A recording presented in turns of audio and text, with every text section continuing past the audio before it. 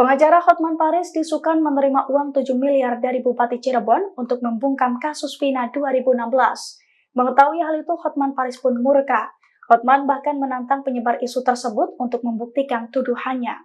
Respons Hotman Paris itu disampaikan melalui unggahan di Instagram pribadinya @HotmanParisOfficial pada Rabu 19 Juni 2024. Dalam unggahan tersebut, Hotman menampilkan tangkapan layar dari akun TikTok bernama Pjorganisme, yang mana akun tersebut menampilkan foto Hotman Paris dengan salah satu mobil mewahnya.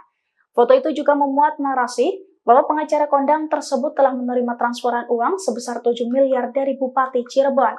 Akun TikTok itu juga sempat menghina Hotman Paris dengan sebutan yang kurang pantas. Merespons tuduhan tersebut, Hotman dengan tegas membantahnya. Ia bahkan menantang pemilik akun Pjorganisme untuk membuktikan tuduhan tersebut dengan imbalan 10 kali lipat atau sebesar 70 miliar. Download